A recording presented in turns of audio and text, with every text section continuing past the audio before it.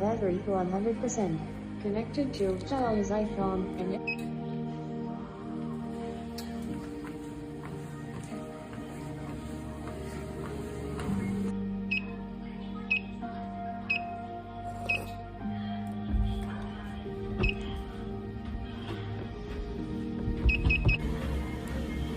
Hi, this is Treadmill Talks with Jay Jones. It's me. This is episode 5, Creating Characters. This is season 1 of my podcast, and we're looking within this season. So I love the idea of talking about my writing. Let me tell you a little bit about my writing. I believe that it's something I'm called to do. It's something that I thought at one point was just a hobby, something I do for fun. Reading is more a hobby, but also a habit. But I think writing is my calling because it's something that I haven't been able to quit. When I've wanted to quit, I thought I should quit. I've tried to quit. I thought it wasn't practical, but I write. When I'm upset, I write. When I'm happy, I write. When I'm anything, I write. The same way as I take pictures, It's like you see something and you're like, I gotta get that, I'm like, I gotta get that down, I gotta get that down. I gotta get that down. However, right? Been writing a lot of notes in Notepad and keeping dialogue there and visuals that come to mind. Getting those down. A lot of it is Emma Hawley, she writes what's loosely termed romance novels, which I used to be super into. She wrote me back. I wrote her. She's one of my favorite authors. I haven't read her in a long time, and I wrote her and was just saying, how do you write a story? Because I started off really seriously writing. So I wrote everything and just wrote all kinds of stuff, and I always have been a finisher.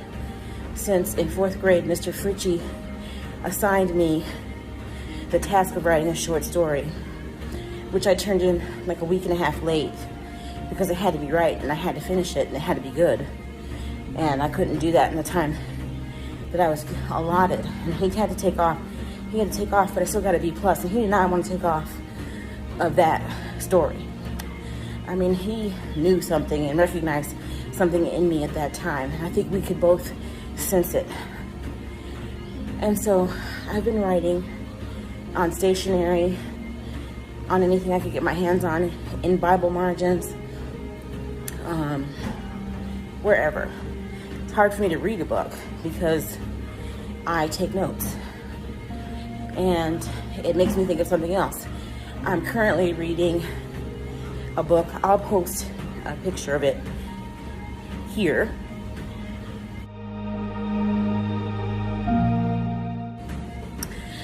And I'm reading it, and it was recommended to me to help me flesh out the backstory of one of my characters that I'm writing in a sci-fi fantasy series.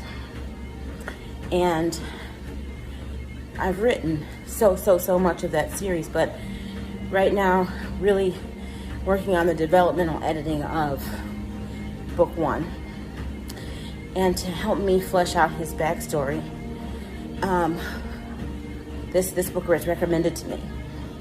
So when I read that, for instance, every line almost just like pops off another thought about where he's coming from, how to get a better grip, a more eloquent grip on what it is that he feels. Now, the reason that creating characters, why I promoted this episode by going back to Joyce Carol Oates.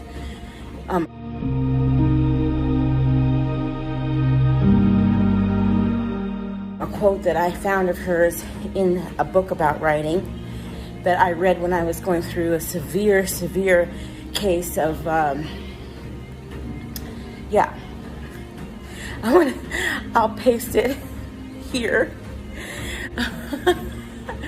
The name of it, writer's block. Yeah, I was having writer's block really bad, and I got this book. I did read Stephen King's On Writing Well, which is incredible book. It makes you feel part of a squad, a family, if you're a writer. But I read John Dufresne's, he's a creative writing professor, I think, somewhere, and he wrote a book called Lies That Tell the Truth, or Tell a Truth. I'll also post that here. Just a picture.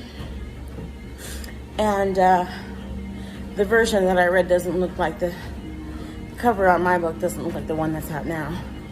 It's another edition, I guess. But anyway, Joyce Carol Oates had a quote in there, and I used that quote to promote this episode because I always think of it. It was a changing quote in my life. You know, it's like sometimes you hear something and you just process it forever. The Bible, you read the Bible, it's truth, it's alive, it quickens something inside of you. And like that, but not like that, this quote has just churned continually since I read it. We've moved since then. I mean, it's been a long time. And she's talking about the idea, I'm sorry, not paying attention, not making eye contact. She's talking about a very important idea about what fiction is. And fiction shouldn't feel fake. Often fiction feels more real, let me take this glass off, feels more real than your actual, when you try to write something that's real, your real story, because you're afraid. And that fear gets in the way, because you're like, well, I don't want to offend anybody, and I don't want to make anybody feel blah, blah, blah, and what will people think of me if I say this, right? So you convince yourself, you suspend disbelief when you write fiction that anybody's going to get anything from that. Like, how would you know about that, girl? Is that supposed to be me? You know. And it's about writing yourself. It's about observation. Writing is about observation. It's about seeing things. And God has been growing me in that, seeing things for a long time. And it's almost to the point of, it feels spiritual, the ability to see things. It's very key in writing. And because you want people to see what you see. And they won't see what you see because it's art. But you try and to connect. And that's what I think art is, trying to connect. And but you see yourself, because all the characters that you ever write are really you. And going back to the Joyce Carol Oates thing, it's the things you would do, the things you would never do, the things that you've longed for, the things that you've run from. All of that is brought to bear in your characters.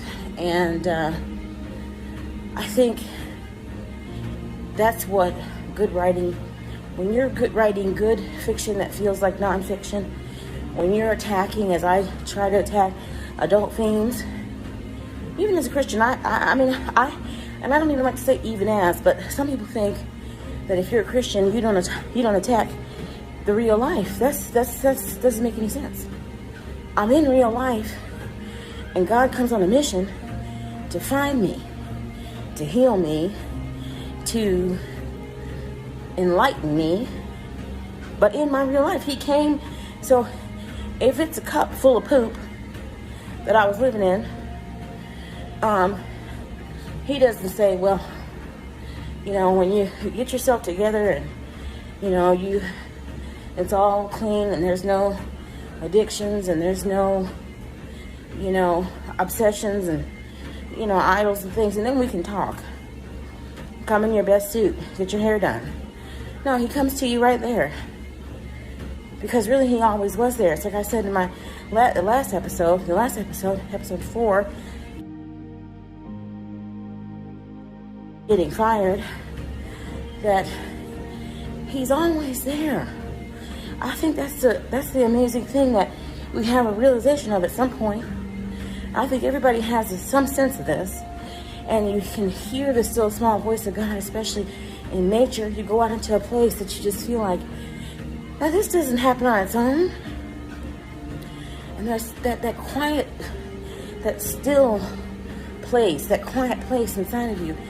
Here's God. And some of us don't know what to call him. We don't know who he really is. But we worship. We just don't worship in spirit and truth. That made me think of Legends of the Fall. There's a great part in there where it says that he came into a quiet place in his life. He had been like wild inside, but he came to a quiet place in his life. And when that's what that makes me think of, you know, when you go into nature, it brings you to a quiet place inside that you have. And that's where you can hear God speak, even and realize he's always been there. Well, I think if you're writing something, if you're working on creating characters, don't go too far from home. I mean, you can go far from home, like you can write other countries and write other cultures and stuff, but how did it impact you? What did you see? What did you feel? What can you not forget? What is still churning? You know, I think that stuff, what made you uncomfortable? You know, what reminded you of something else that you hadn't wanted to think of? I think that's where we find our people, and our characters are our people, and they begin to live and breathe on their own. I'm telling you, I pick up a pen and write, but at some point, my characters take my hand and lead me to where we're going. And I think that's when you have hit it. That's when you hit your stride. Something inside of you has awakened, connected, and got into that honest part of yourself. And you're writing something about something that you know that only you can do. So look within and find your people. Find the voices that need to be heard. This is Jay Jones, Treadmill Talks with Jay Jones, Season 1, Looking Within.